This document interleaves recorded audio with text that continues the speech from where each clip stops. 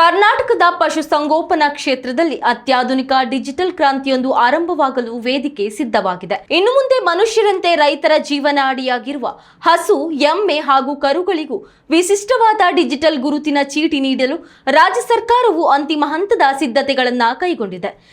ಈ ಮೂಲಕ ದೇಶದಲ್ಲಿಯೇ ಜಾನುವಾರುಗಳಿಗೆ ಬಯೋಮೆಟ್ರಿಕ್ ವ್ಯವಸ್ಥೆ ತರುತ್ತಿರುವ ಪ್ರಥಮ ರಾಜ್ಯ ಎಂಬ ಹೆಗ್ಗಳಿಕೆಗೆ ಕರ್ನಾಟಕ ಪಾತ್ರವಾಗಲಿದೆ.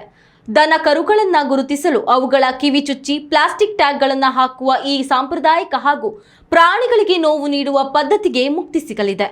ಮನುಷ್ಯರ ಬೆರಳಚ್ಚುಗಳು ಒಬ್ಬರಿಂದ ಮತ್ತೊಬ್ಬರಿಗೆ ಹೇಗೆ ಭಿನ್ನವಾಗಿರುತ್ತದೆಯೋ ಅದೇ ರೀತಿ ಪ್ರತಿ ಜಾನುವಾರಿನ ಮೂಗಿನ ಮೇಲಿನ ರೇಖೆಗಳು ಮತ್ತು ಮಡಿಕೆಗಳು ಕೂಡ ವಿಭಿನ್ನವಾಗಿರುತ್ತದೆ. ಇದೇ ವೈಜ್ಞಾನಿಕ ಸತ್ಯವನ್ನ ಬಳಸಿಕೊಂಡು ಜಾನುವಾರುಗಳ ಮೂಗಿನ ಭಾಗವನ್ನ ಸ್ಕ್ಯಾನ್ ಮಾಡಿ ಪ್ರತ್ಯೇಕ ಡಿಜಿಟಲ್ ಐಡಿಯನ್ನ ಸೃಷ್ಟಿಸಲಾಗುತ್ತದೆ.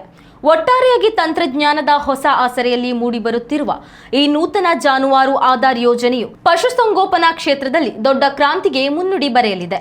ಮೂಕ ಪ್ರಾಣಿಗಳಿಗೆ ಡಿಜಿಟಲ್ ಗುರುತು ನೀಡುವ ಮೂಲಕ ಸರ್ಕಾರದ ಸೌಲಭ್ಯಗಳು ನೇರವಾಗಿ ಮತ್ತು ಪಾರದರ್ಶಕವಾಗಿ ರೈತರಿಗೆ ತಲುಪಲಿದೆ. ಕೃತಕ ಬುದ್ಧಿಮತ್ತೆ ಆಧಾರಿತ ಈ ಹೈಟೆಕ್ ವ್ಯವಸ್ಥೆಯು ವಂಚನೆಗಳಿಗೆ ಬ್ರೇಕ್ ಹಾಕುವುದರ ಜೊತೆಯಲ್ಲಿ ರೈತರ ಬದುಕನ್ನು ಸುಲಭಗೊಳಿಸಲಿದೆ. ಉತ್ತಮ ಸಂಸ್ಕಾರಯುತ ಶಿಕ್ಷಣದೊಂದಿಗೆ VSS English medium CBSE school Udupi Muddur. ನರ್ಸರಿಯಿಂದ 10ನೇ ತರಗತಿವರೆಗೆ ಶಿಕ್ಷಣದ ಜೊತೆಗೆ 5ರಿಂದ 10ನೇ ತರಗತಿವರೆಗಿನ ವಿದ್ಯಾರ್ಥಿನಿಯರಿಗೆ ಉತ್ತಮ ಹಾಸ್ಟೆಲ್ ಸೌಲಭ್ಯವೂ ಇದೆ. ನಿಮ್ಮ ಮಕ್ಕಳ ಪ್ರವೇಶಾತಿಗಾಗಿ ಈ ಸಂಖ್ಯೆಗೆ ಕರೆ ಮಾಡಿ.